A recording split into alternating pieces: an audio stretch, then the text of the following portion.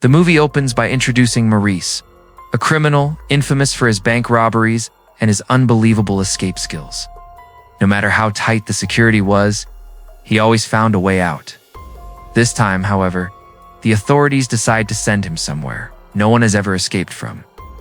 Morris is transferred to a prison designed to be completely inescapable. The security here is extreme, and even if someone somehow made it past the guards, true freedom would still be impossible. The prison sits on a remote island, surrounded by thousands of meters of open water, cutting off any chance of survival. As soon as Morris arrives, he's searched thoroughly from head to toe and handed a prison uniform. Everything inside the prison runs on strict discipline. The inmates aren't allowed to move freely at all. Every day begins with a morning bell, after which everyone steps out in uniform and lines up quietly for breakfast. When Morris finally enters the prison, the warden personally greets him and welcomes him to Alcatraz, that which is the name of the prison. At the dining hall, Morris sits down to eat when an inmate named Letmus approaches him and asks for his food. Without hesitation, Maurice calmly hands over his meal. However, he soon notices Letmus doing something suspicious under the table. Watching closely, Morris realizes that the man has secretly hidden a rat there she's been feeding. After some time, Morris is summoned by the authorities. A guard speaks to him bluntly, saying, "Asterisk, I've heard plenty of stories about you. You've escaped every prison you've ever been sent to, but you won't escape this one. Even if you somehow get out, the security here is airtight, and all you'll find waiting for you is endless water." Asterisk. While this conversation is going on, Maurice quietly manages to steal the warden's nail cutter without drawing any attention. He pretends to be completely innocent, acting as if the idea of escaping has never crossed his mind. The warden, seeing nothing suspicious in his behavior, slowly lets his guard down and becomes unconcerned. So Morris is sent back to his cell. The very first thing he does is hide the nail cutter inside the Bible he brought with him. Already planning to dig his way out of this prison, the next morning, while the prisoners are bathing, a man named Wolf, who has harassed Morris multiple times before, starts teasing him again. Until now, Morris had been pretending to stay calm and polite, but this time he reveals his true side. He attacks Wolf and beats him brutally, leaving him completely terrified. This incident changes everything. The other inmates begin to fear Morris even more, because until then, Wolf had been the one everyone was afraid of. Wolf was known as a dangerous man, someone who had killed before, which made him seem powerful. So seeing Morris overpower him proves that Morris is even more dangerous than they thought. After this, Morris is assigned to work in the prison library. It's there that he meets a man named English, who is around 40 years old and has spent the last 20 years behind bars, meaning half of his life has passed inside this prison. After finishing work, Morris comes across another inmate who loves to paint. The man is quietly working on a painting and has even drawn a small flower on his prison shirt. Morris notices this and points it out, saying, "Asterisk, your shirt doesn't have a flower on it." Asterisk, the painter calmly explains that the flower represents the happiness that still exists in his heart. Despite everything, later Morris approaches English and asks him directly, "Asterisk, is it possible to escape from this prison? Will you help me?" Asterisk, hearing this, English bursts into laughter, almost mocking him. He replies, "Asterisk, this isn't a prison. It's a grave. And the only way out of here is through death." Asterisk. He goes on to explain that even if someone managed to climb the prison's massive walls and somehow avoid the guards and security cameras, there would still be nowhere to go. Outside lies freezing cold water that would kill them almost instantly. According to English, it's better to live quietly inside the prison, because at least here, they're still alive. In the very next scene, Maurice is informed that he is now assigned to work in the carpenter's shop instead of the library. He's paid 50 cents an hour, not that the money matters to him. Morris agrees to the job because he believes this place might provide something useful for his escape plan by now. Morris has carefully observed the inmates and identified who he can trust. He decides that Litmus is one of those people. Morris asks him directly how someone could possibly escape from this prison. Litmus explains that every cell has an air vent, and through those vents a person could reach the roof. From there, escaping might actually be possible. While they're talking, Wolf, still burning with anger over his earlier humiliation, suddenly attacks Morris from behind. Maurice reacts instantly. He takes off his coat, wraps it around Wolf's arms, and slams him to the ground. The guards stationed in the watchtower witness the fight and immediately intervene, firing shots from above to stop them. As punishment for the violence, both men are thrown into a torture cell. They endure brutal treatment throughout the night, suffering various forms of torture. After 2 long weeks, they're finally released. But when Morris comes out of the torture cell, his physical condition is worsened severely, showing just how badly the punishment has affected him. She was gone. As soon as Morris steps out, Litmus sends him a welcome back message, delivered in a strange but familiar way through his pet rat. That same day, a new prisoner named Charlie is assigned to Morris's cell. Before long, the two form a strong bond, and Charlie quickly becomes one of Maurice's closest allies. Not long after, Maurice puts together his own small group inside the prison. These are the few men he truly trusts, and to them, he finally reveals his secret plan, his intention to escape from Alcatraz. While the prisoners are away, the warden conducts a surprise inspection of their cells. When he enters the painter's cell, he notices that the man's artwork has become even more beautiful and expressive than before. This infuriates the warden. In a fit of rage, he burns all of the painter's work and orders him to never paint again. Instead, Painter is reassigned to work in the car painting unit. For a man whose only happiness came from creating art, this decision completely shatters him. Overcome with grief and anger, he does something horrifying. He cuts off 3 of the fingers he used to paint. Seeing the painter's severed fingers, Maurice is completely shaken. He carefully picks them up and hands them to a guard, coldly telling him to deliver them to the warden, saying that he would surely be pleased to see them. Morris may be a thief, but deep down, he's a kind and compassionate man. The painter's suffering deeply affects him. Later, as Morris sits quietly on his bunk, still grieving over what happened, he notices a large cockroach crawling out of the air vent. This catches his attention. He realizes that behind the vent lies a wide open space where these cockroaches are breeding. At that moment, Morris understands that his escape plan might actually be much easier than he originally thought. The very next day, his hope grows even stronger when 2 new prisoners arrive. These men had once been imprisoned with Maurice before, and together, the 3 of them had successfully escaped from another prison in the past. The 2 newcomers are brothers, and like Morris, they are intelligent and quick-thinking. The film then shows that each prisoner is given a day to meet their loved ones. English finally reunites with his daughter after many years. Overwhelmed with emotion, he breaks down in tears as he realizes how much she has grown up, and how much time he has lost with her, has never truly spent any meaningful time with her. Charlie, on the other hand, receives heartbreaking news of his own. He learns that his mother is gravely ill and may pass away within the next month or 2. This realization hardens his resolve. He knows he has to escape this prison for her, that very night. Charlie approaches Maurice and tells him that if there's any plan to escape, he wants to be part of it. Morris agrees, and soon, they form a small group and begin carefully planning their breakout. Morris explains that every cell has an air vent that leads upward. The opening itself is too small for a person to crawl through, but that isn't a real problem. The prison is built near a salty sea, and over time, the salt has weakened the walls, making them hollow and surprisingly easy to dig through. Their plan is to carve around the air vent until the opening is large enough to climb through. However, there's one major issue. Maurice admits that he doesn't have proper tools.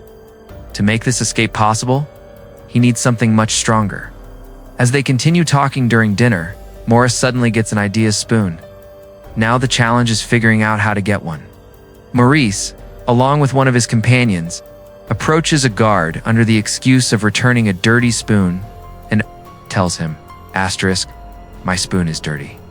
I need a clean one." The guard agrees and allows him to get a replacement. While the guard is distracted by the other inmate, Morris quietly grabs 2 spoons instead of 1 and slips one into his pocket. Soon, another problem arises.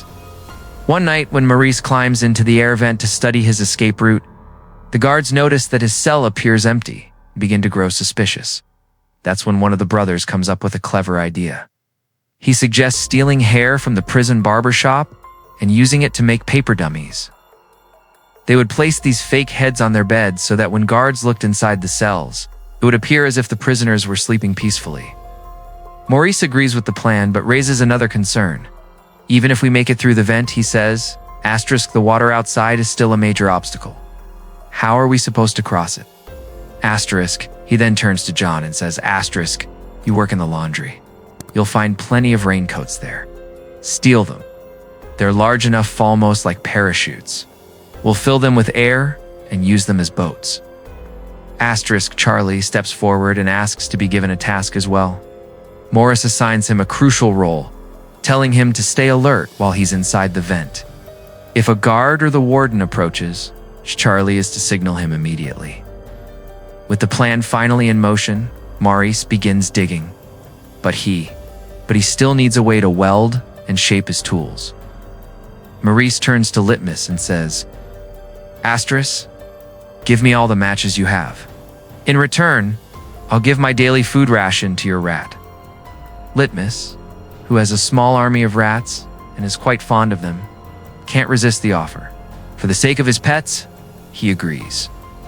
Using the matches, Morris heats and sharpens a spoon combined with a nail cutter, creating a makeshift but effective digging tool. This makes his work on the walls much easier and faster.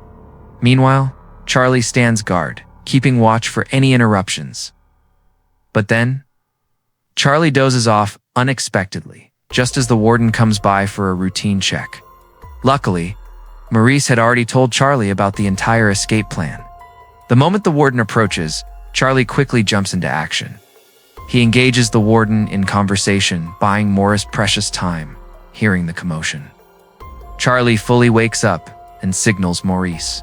At that cue, Maurice immediately stops digging, hides his tools and belongings in front of the excavation site, and lies down on his bunk, pretending as if nothing is happening.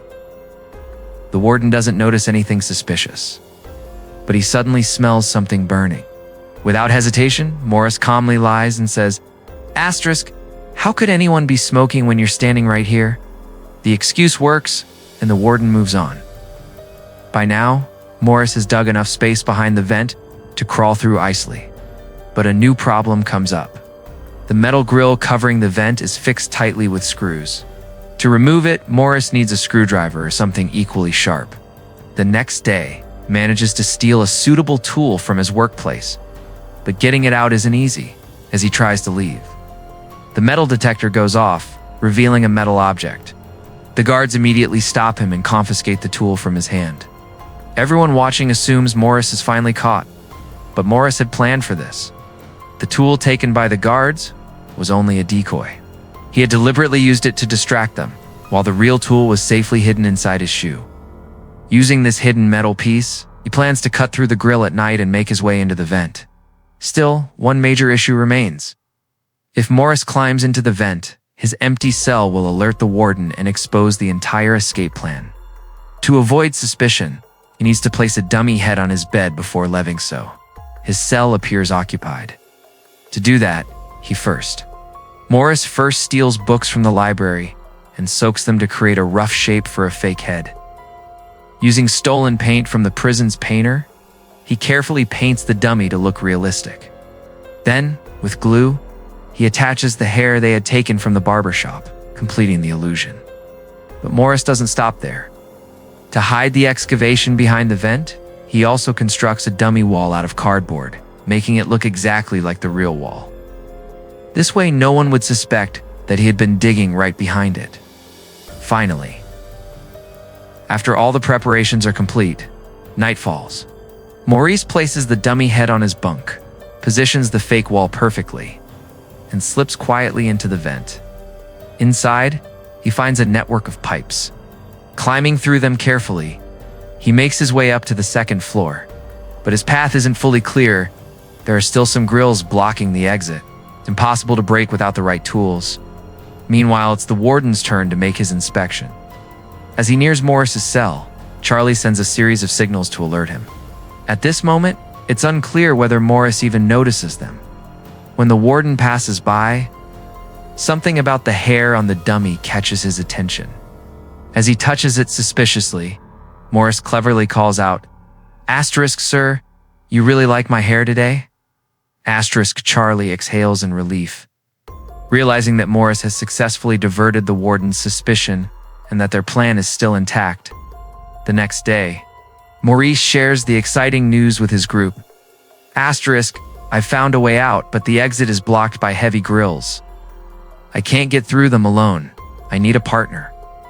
John steps up and says, "I've finished digging my vent completely. Tonight, I'll meet you there, and we'll check the trap together." Asterisk, as night falls, Morris and John sneak through their vents toward the exit. When they reach the blocked area, they realize the grills aren't just ordinary. They've been welded firmly in place, making them nearly impossible to break without serious tools. They would need something like a chainsaw to get through. The very next day, during music class, Morris spots a small fan and immediately has a clever idea. He can repurpose it into a makeshift drill, which he calls Chain 100. He instructs Charlie to hide the fan inside his music box. Even when the guards inspect the box, they don't notice a thing. Maurice then converts the fan into a drill, creating the perfect tool for cutting through the welded grills. That night, he and John return to the vent. John lifts Maurice onto his shoulders. Maurice begins drilling through the metal. The faint sound of the drill alerts the guards, who become suspicious and start moving toward the noise. But Morris cleverly switches his focus to working on a pipe, which stops the fan's sound. The guards hear nothing more, and the operation continues undetected. Morris had successfully cut through the grills, and this was now the only obstacle standing between them and freedom. Because the drill noise had been cleverly silenced, the guard ignored the area and continued his rounds without suspicion. The next day at dinner, Morris proudly announces to the group that they had cleared all the passage, his meaning that now nothing in the prison could stop them. He turns to John's brother and asks, "Asterisk, have you brought the parachute raincoats?" John's brother nods confidently. Asterisk, "Yes, everything is ready." With that, the team finalizes their escape plan. Everyone returns to their cells, keeping their preparations secret. When English arrives later to distribute books, Maurice approaches him and says, "Asterisk, I want to shake hands with you one last time today." Asterisk, English shakes Morris's hand but is visibly confused and suspicious. He wonders silently what Maurice could be planning, what clever scheme he might have hatched to escape. A hint of jealousy flickers across his face as he walks away, leaving Morris to continue with his plan in secret. A short while later, the warden arrives at Morris's cell, seemingly tipped off that something was about to happen. He inspects every corner, even the spot where Morris had been digging, looking for any clue of an escape, but he finds nothing. Morris had already hidden all evidence meticulously. The fake cardboard wall perfectly concealed the tunnel, leaving no reason for suspicion. Frustrated but unaware of the truth, the warden mutters that they'll need to asterisk move Maurice to another cell first thing in the morning asterisk, but morning felt far away. That night, the group had carefully planned to make their move at exactly 2 a.m. Meeting on the second floor, Charlie, who had bravely taken on a crucial role in the escape, begins to feel the pressure as the hour approaches. Despite his earlier courage, panic starts creeping in. Meanwhile, Morris and the other three manage to make it into the designated area and wait patiently, tensely for Charlie to arrive, their plan hanging on his arrival. But when Charlie didn't arrive, Morris and the others had no choice. They had to move forward alone. The three of them slipped away as planned, running through the prison toward freedom. While Charlie remained behind, overwhelmed with fear and frustration. He sat there, tears streaming down his face, watching his chance at escape slip further away. After checking on Wanton and gathering his courage, Charlie finally decides to take the plunge. He climbs into the vent, only to realize that the path ahead is too long and too far. By the time he reaches the starting point, The three have already vanished, and his dream of freedom seems shattered. Heartbroken, he reluctantly returns to his cell. Meanwhile, it's shown that Morris and his three companions successfully evade the guards and reach the final wall of the prison. One by one, they scale the fence, finally breaking free from the confines of Alcatraz. But their journey isn't over. They still have to escape the island. Using the parachute-sized raincoats, they tie them together and begin blowing them up to create a makeshift boat. Blowing air with their mouths is slow and exhausting. They have no other option. After an intense struggle, their improvised boat is finally ready. With courage and determination, they set off into the water, leaving the prison behind as morning begins to break. Morning comes, and the guards begin their routine cell checks. At first, everything appears normal. But when they reach Charlie's cell, they notice him standing frozen, looking utterly defeated as if someone had taken the life out of him. He feels a pang of regret, thinking that if he'd only gathered the courage the night before, he too could have escaped. The warden notices Charlie's unusual demeanor and grows suspicious, but he doesn't investigate further and moves on to Morris's cell, asking whether he's still asleep. Charlie remains silent, but the guards already sense that something is off. When they open Morris's cell, they are stunned. Inside lies a replica of Maurice, a dummy designed to fool them. That's when they realize the truth. Maurice has escaped. They've been completely outsmarted. Alarms blare throughout the prison as a full-scale search is launched. Guards comb every corner of the facility, but there's no trace of Morris or his companions. The search extends even into the surrounding sea, yet they remain nowhere to be found. Even the warden, famed for his impeccable record and reputation for never letting prisoners escape, is left reeling. Unable to comprehend how Morris and his team pulled off the impossible, even the warden, who had never let a prisoner escape under his watch, felt his authority slipping away. His carefully maintained reputation was shattered. The higher authorities bombarded him with questions, demanding explanations for how three prisoners had managed the impossible, and he had no answers. In desperation, he orders his men to spread a false story in all the newspapers. The three escapees had been caught, or rather, that they had died in the freezing sea. The truth could not be allowed to come out. The prison's fearsome reputation depended on it. He insists that no one could possibly survive crossing such a vast, icy ocean.